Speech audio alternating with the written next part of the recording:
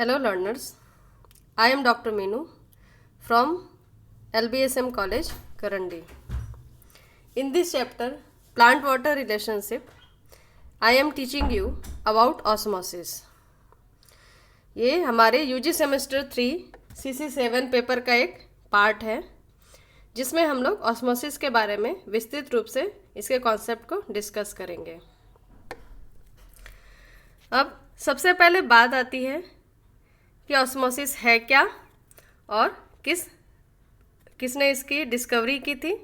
ये सारे कॉन्सेप्ट को हम लोग देखेंगे।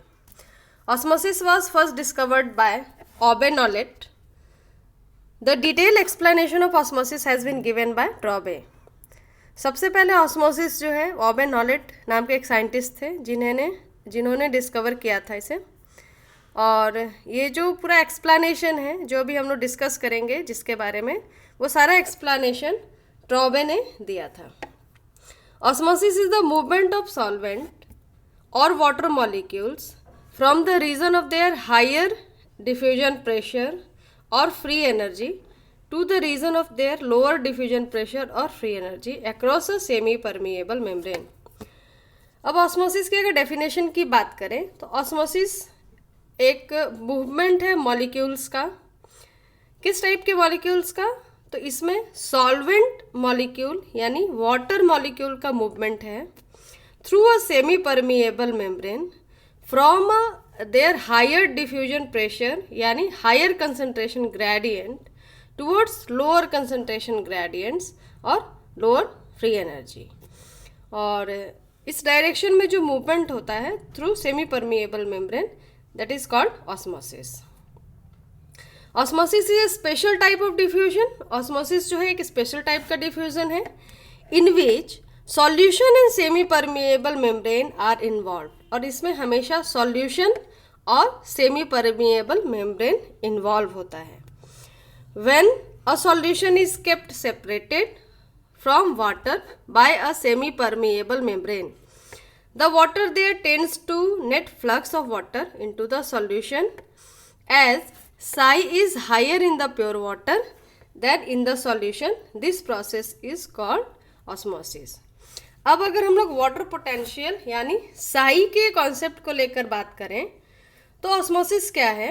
ऑस्मोसिस अगर हम लोग एक सॉल्यूशन और एक प्योर वाटर को से ये दो चीज़ों को एक सेमी परमिएबल मेम्ब्रेन से अलग अलग सेपरेट करके रखें तो ये देखने के लिए ऐसा ऑब्जर्व किया जाता है कि जो वाटर है वो मूव करता है टुवर्ड्स द सॉल्यूशन की तरफ। जो प्योर वाटर है उसके मॉलिक्यूल्स मूव करते हैं।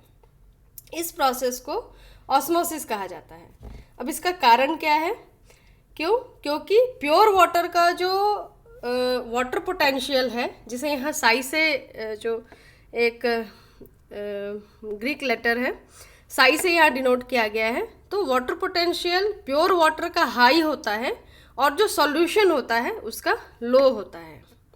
ऐसा क्यों है? क्योंकि प्योर वाटर में जो उसकी फ्री एनर्जी है वो काफ़ी है। वहाँ कोई भी ऐसा वाटर को छोड़ के ऐसा कोई भी और मॉलिक्यूल यानी सॉल्यूट प्रेजेंट नहीं है जिससे कि वाटर के मॉलिक्यूल बॉन्ड बना सके और उसकी कुछ एनर्जी यूटिलाइज हो सके। लेकिन सॉल्यूशन स्टेट में क्या होता है कि वाटर के संग में कुछ सॉल्यूट्स भी प्रेजेंट होते हैं जिसकी वजह से बहुत सारे वाटर के मॉलिक्यूल जो है वो बॉन्ड बनाने में यूज़ हो जाते हैं, जिसकी वजह से उनकी फ्री एनर्जी उसमें यूज़ हो जाती है। तो हमेशा एक प्योर वाटर का जो वाटर पोटेंशियल है वो हायर होगा, जो कि सबसे हायर मोस्ट ज़ीरो होता है। और जितने भी सॉल्यूशन हैं उसके जो वाटर पोटेंशियल है वो हमेशा नेगेटिव यानी बिलो जीरो या लेस देन जीरो होगा। The water potential psi is the chemical potential of water in a system or a part of system expressed in the unit of pressure. अब यहाँ water potential क्या है इसे थोड़ा सा समझाया गया है कि वाटर पोटेंशियल जो है या साई, जिसे हम लोग डिनोट करते हैं साई से, वो वाटर का केमिकल पोटेंशियल है। अब कैसे है? इन a system or a part of system the water potential may be defined as the difference in the free energy per unit volume between pure water and osmotically bound water. Osmotically bound water कहाँ होगा? वो सभी होता है solution में। So the water potential of any system is equivalent to the chemical potential of water of that system. अब अगर water potential हम लोग किसी भी सिस्टम का कैलकुलेट करेंगे तो वो उसके केमिकल पोटेंशियल जो होगा वाटर के उस पर्टिकुलर सिस्टम में उसके इक्विवेलेंट होगा. The water potential of pure water is arbitrary set as 0. जो वाटर पोटेंशियल होता है प्योर वाटर का वो सबसे हाईएस्ट ग्रेटर जो वाटर पोटेंशियल होता है वो होता है 0, और बाकी उसमें जितना भी हम लोग सॉल्यूट ऐड करते हैं वो सभी लेस देन 0 यानी उसकी वैल्यू नेगेटिव होती है. अब अगर हम लोग टाइप ऑफ ऑस्मोसिस की बात करें तो there are 2 types of osmosis. First endosmosis, second exosmosis. What is endosmosis? The water moves into the cell during osmosis is called endosmosis. जब ऑस्मोसिस का प्रेशर होता है, जैसे कि हमने जाना ऑस्मोसिस का प्रेशर में क्या होगा, सेमी परमिएबल मेम्ब्रेन के थ्रू वाटर का डिफ्यूजन होगा यानी सॉल्वेंट का डिफ्यूजन होगा. अब अगर किसी सिस्टम या सेल को हम लोग एज ए सिस्टम हम लोग सेल की बात करते हैं तो जो सेल है उसमें अगर वाटर आउटसाइड से इनर साइड आएगा क्योंकि osmotic because of osmosis, then this is called as या this is known as endosmosis. और एंडोस्मोसिस के रिजल्ट में क्या होता है, जो सेल्स होता है उनमें टर्जिडिटी आती है, मतलब वे टर्जिड हो जाते हैं नॉर्मल से. और टर्जिड में क्या होता है, स्वेल करते हैं सेल, जो है उसमें स्वेलिंग होती है. अब नेक्स्ट जो है that is exosmosis. When the water moves out of the cell is called exosmosis.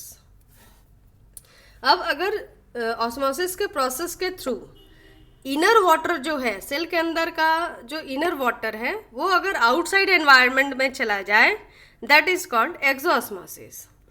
अब ये क्यों होता है, एंडोस्मोसिस क्यों होता है, एक्सोस्मोसिस क्यों होता है?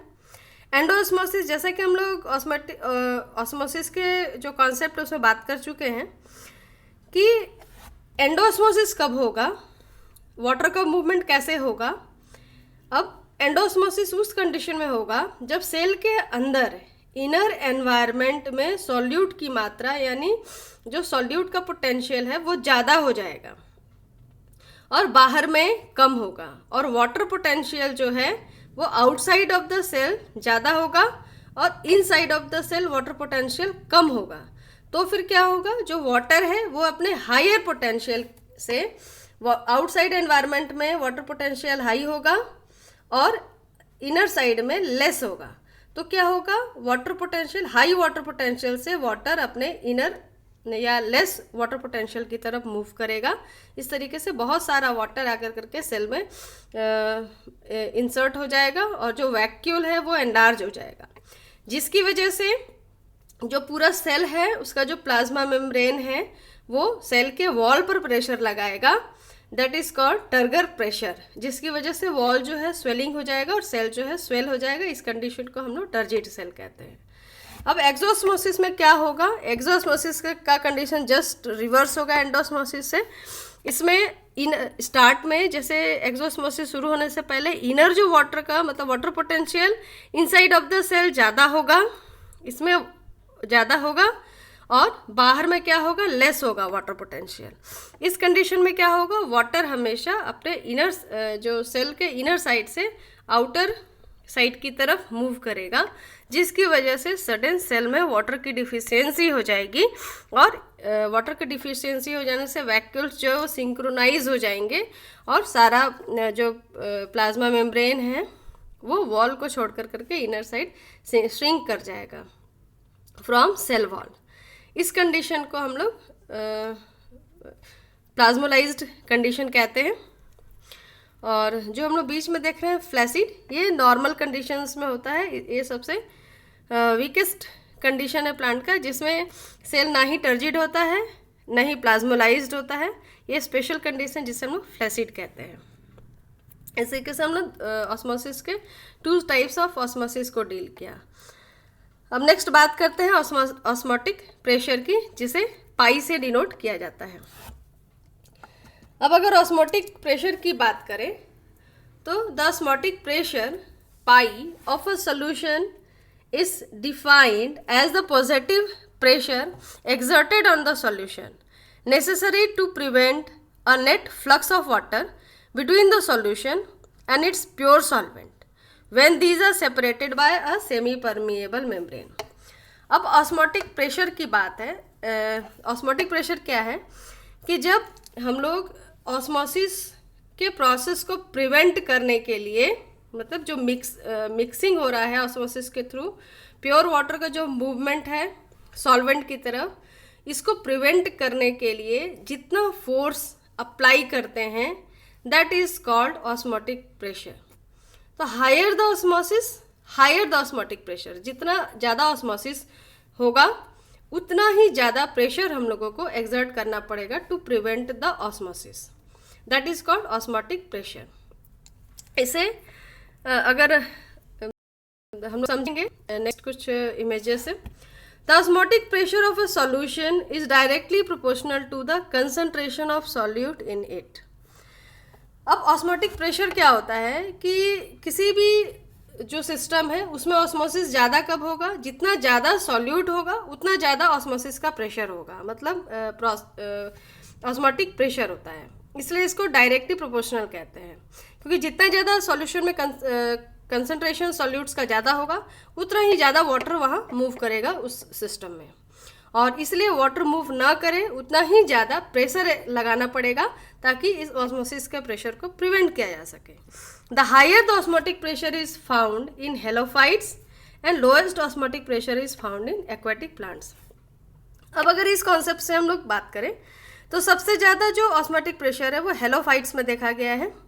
क्यों हेलोफाइट्स में देखा गया है? क्योंकि अगर ऑस्मोटिक प्रेशर हाई नहीं होगा तो उसमें ऑस्मोसिस जो वाटर है, चूँकि हेलोफाइट जिस एनवायरनमेंट में रहते हैं, स्वाम्पी और मार्शी एरिया में रहते हैं, वहाँ पर जो आउटसाइड ऑफ द एनवायरनमेंट, मतलब जिस वाटर में वो रहते हैं वो बहुत हाईली सलाइन होता है, वहाँ पर सॉल्यूट का concentration outside of the environment बहुत ज़्यादा होता है. और इसमें क्या होगा, जो इनर जो सेल्स, मतलब हेलोफाइटिक जो प्लांट्स हैं उसके सेल्स, अगर वो क्या करेंगे, सेल्स में से हमेशा वाटर टेंड करेगा ड्यू टू ऑस्मोसिस, हमेशा वो आउटसाइड ऑफ द एनवायरनमेंट में मूव करने की कोशिश करेगा ड्यू टू ऑस्मोसिस. इससे क्या होगा, जो प्लांट्स है उसके सेल्स में वाटर की डिफिशियंसी हो जाएगी. तो इस कंडीशन में इस ऑस्मोसिस को प्रिवेंट करने के लिए, ताकि सेल से वाटर जो है वो आउटसाइड ऑफ द एनवायरनमेंट यानी सलाइन वाटर में मूव नहीं कर जाए, इसलिए यहाँ पर बहुत हाई वाटर ऑस्मोटिक प्रेशर की ज़रूरत होती है ताकि इस मूवमेंट को, वाटर के मूवमेंट को प्रिवेंट किया जा सके और हेलोफाइट्स में वाटर की डिफिशियंसी नहीं हो. इस कारण हेलोफाइट्स में जो ऑस्मोटिक प्रेशर है वो हाई होता है. और हाइड्रोफाइट में चूँकि वो ऑलरेडी बहुत ज़्यादा वाटरी फ्रेश वाटर एनवायरनमेंट में रहते हैं एक्वाटिक प्लांट, तो वहाँ ऐसा कोई भी ऑस्मोसिस ऑटोमेटिकली होता रहता है, तो वहाँ ऑस्मोटिक प्रेशर कॉन्सेप्ट के लिए बहुत ही कम वहाँ पर ऑस्मोटिक प्रेशर लगाना पड़ता है. Osmotic pressure of the solution is measured by osmometer. Osmotic pressure जो है वो ऑस्मोमीटर से मेज़र किया जा सकता है. It is often measure in atmosphere और बार, और इसके जो यूनिट्स होते हैं वो एटमॉस्फेयर या इसे बार में मेज़र किया जा सकता है. अब इस डायग्राम के हेल्प से हम लोग इस पूरे कॉन्सेप्ट को समझने की कोशिश करते हैं कि how solutes create osmotic pressure, और किस तरीके से कोई भी सॉल्यूट एक ऑस्मोटिक प्रेशर को क्रिएट कर सकता है. अब चार्ज और polar substances are soluble. Charge and polar substances are soluble in water because they form hydrogen bond with water molecules clustered around them. अब यहाँ इस डायग्राम में हम लोग देख सकते हैं कि यहाँ दो सिस्टम हैं, और एक साइड सॉल्यूशन है, शुगर मॉलिक्यूल्स, मतलब वाटर और शुगर का सॉल्यूशन है, और दूसरे साइड प्योर वाटर के मॉलिक्यूल्स हैं, और इसे एक सेमी परमिएबल मेम्ब्रेन से सेपरेट आउट किया गया है. ठीक है, बीच में जो हम लोग देख रहे हैं ये सेमी परमिएबल मेम्ब्रेन है, इसे ये सेपरेट आउट है. अब कंडीशन क्या है कि जो शुगर मॉलिक्यूल है, शुगर ये मतलब यानी सॉल्यूशन वाले एरिया में क्या स्पेशलिटी है, चार्ज और polar substances are soluble in water because they form hydrogen bonds with water molecules and clustered around them. अब जो यहाँ पर जो शुगर मॉलिक्यूल है वो एक पोलर सब्सटेंस है। पोलर सब्सटेंस है मतलब वो वाटर में हाइड्रोफिलिक सब्सटेंस है, वाटर में डिजॉल्व हो सकता है और उसके संग में ये हाइड्रोजन बॉन्ड्स बना सकता है। When a polar solute sugar is added to the solution, one side of the membrane and water molecules they get around the sugar molecules, that is urea not, it is sugar molecule, are no longer free in diffuse across the membrane.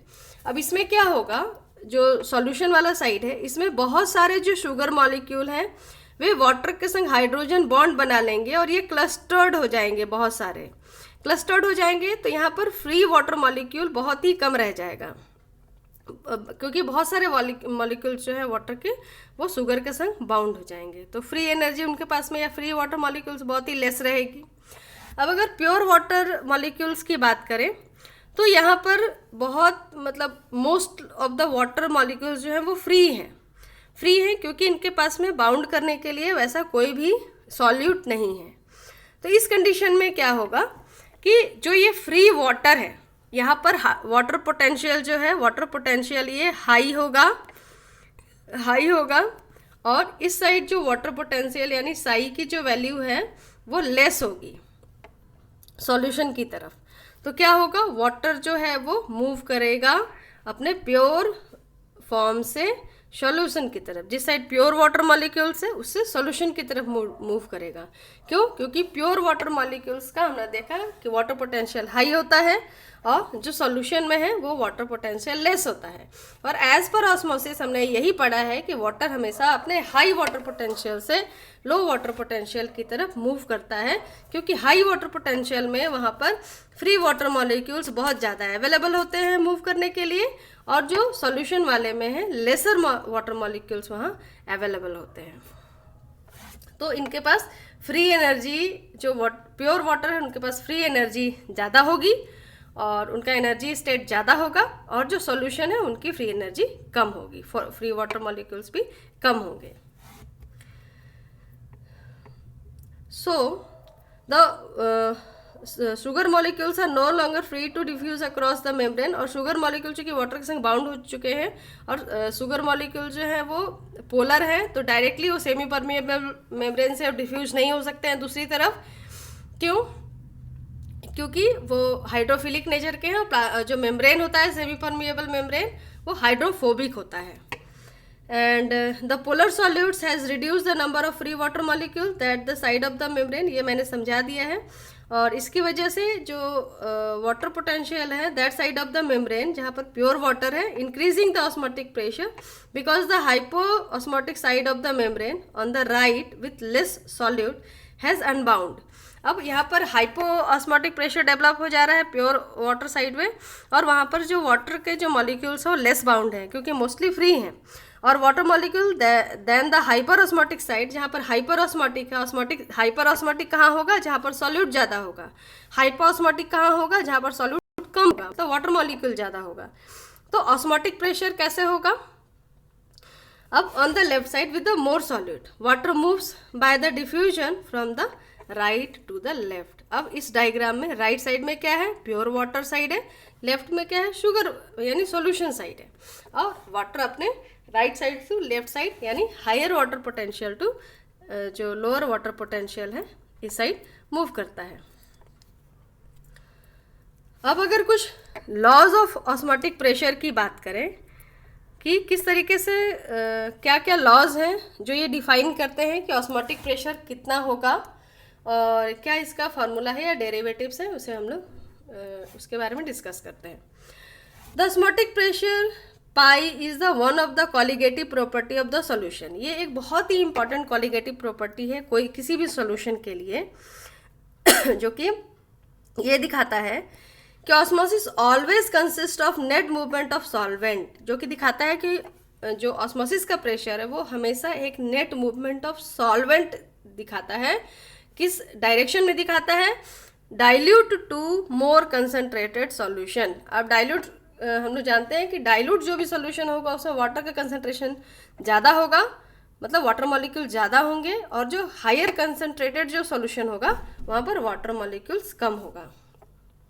क्योंकि हम लोग यहाँ free water molecule के concept को हम लोग discuss कर चुके हैं। अब इसमें कुछ कंडीशंस आते हैं जिसे हम लोग कुछ केसेस भी कह सकते हैं। First, when temperature T is constant, अगर जो ऑस्मोसिस तो जो भी सिनेरियो है जिसे हमने पहले डिस्कस किया कि एक साइड डाइल्यूट सॉल्यूशन रहेगा, दूसरी साइड कंसनट्रेटेड सॉल्यूशन है, और उस कंडीशन में अगर टेम्परेचर टी कांस्टेंट रहे, यानी टेम्परेचर को हम लोग फ्लक्चुएट नहीं करें या बढ़ाए घटाए नहीं, तो क्या होगा? The osmotic pressure of a dilute solution is directly proportional to the solute concentration C. तो जो ऑस्मोटिक प्रेशर है डाइल्यूट सॉल्यूशन का, वो हमेशा डायरेक्टली प्रोपोर्शनल होगा टू सॉल्यूट कंसंट्रेशन।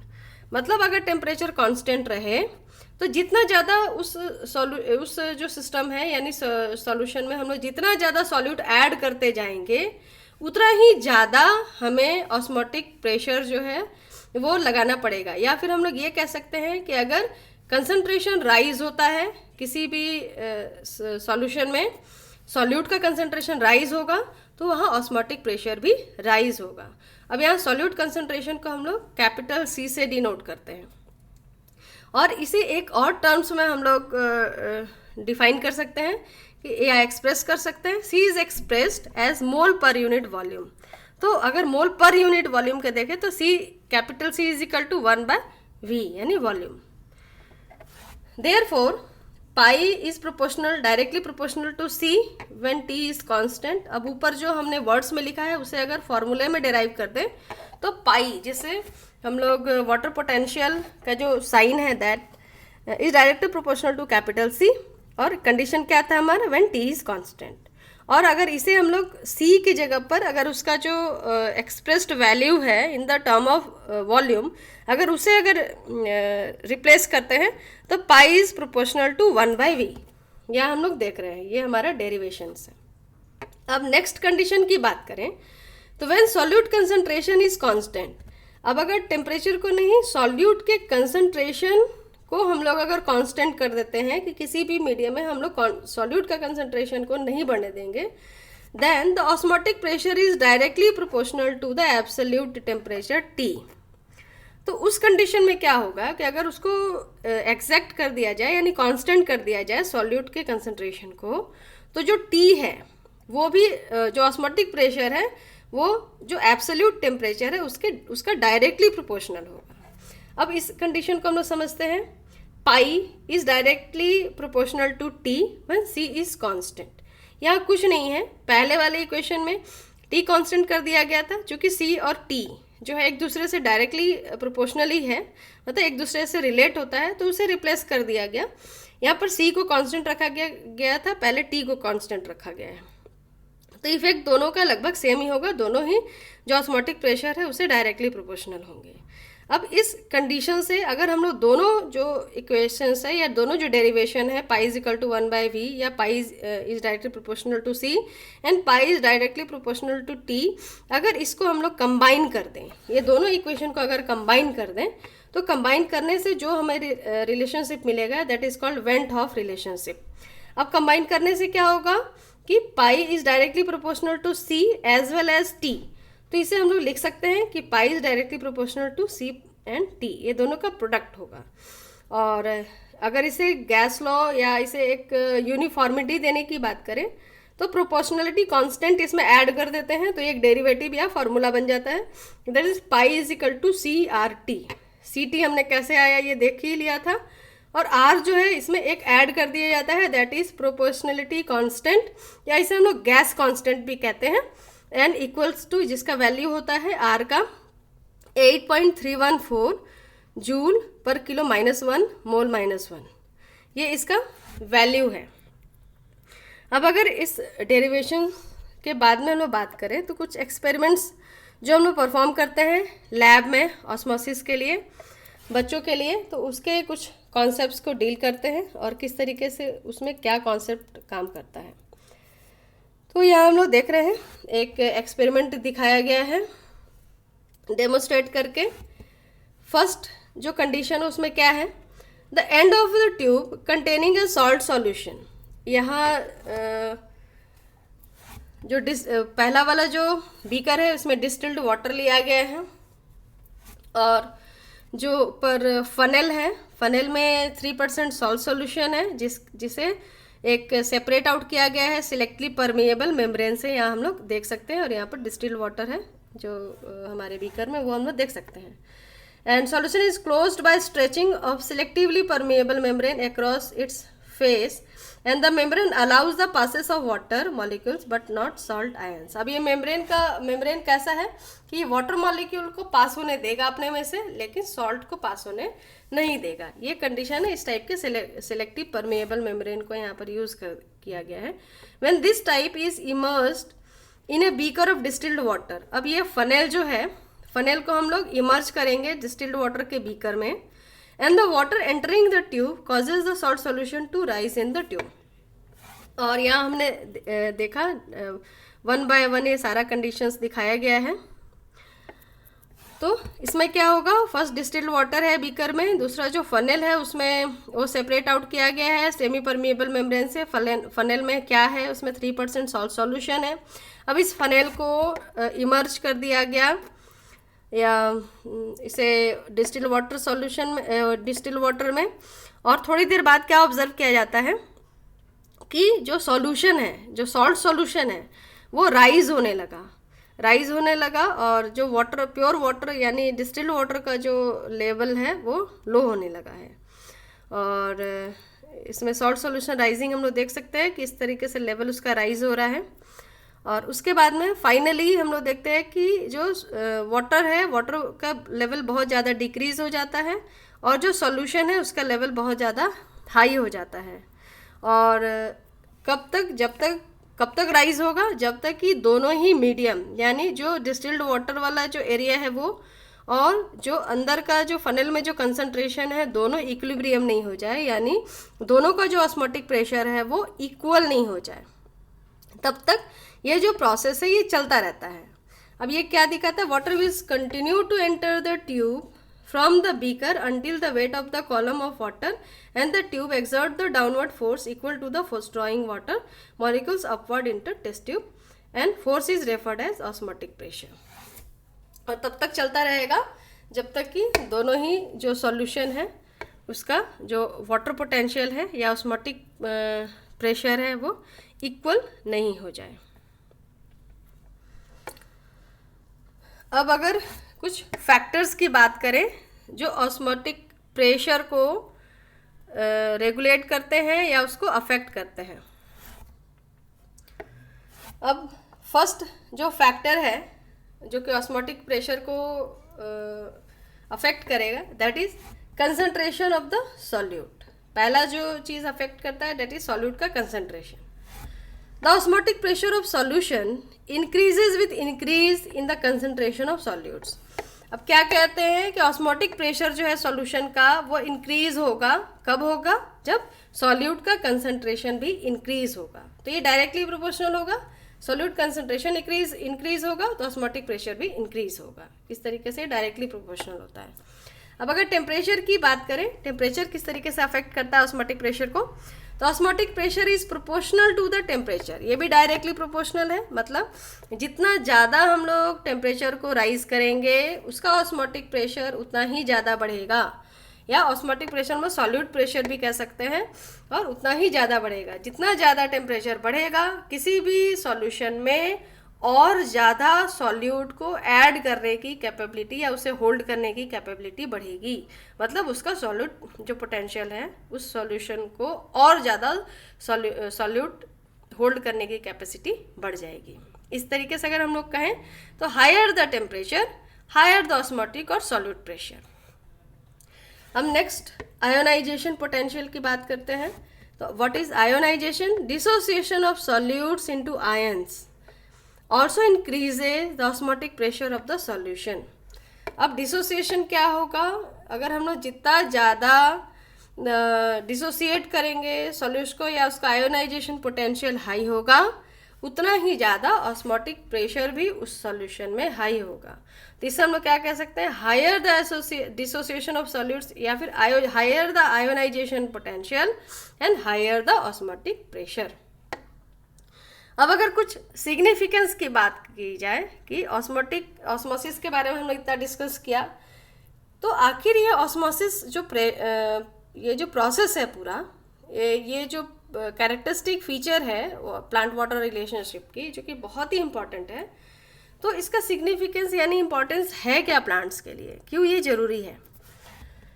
तो first, the root hair absorb water from the soil through the process of osmosis. जो root होते हैं, जो कि इम्पॉर्टेंट मीन्स होते हैं to absorb the water from the soil, soil से जो वाटर को एब्जॉर्ब करते हैं रूट हेयर के थ्रू, वो एब्जॉर्प्शन का जो प्रोसेस होता है वो ऑस्मोसिस के थ्रू होता है।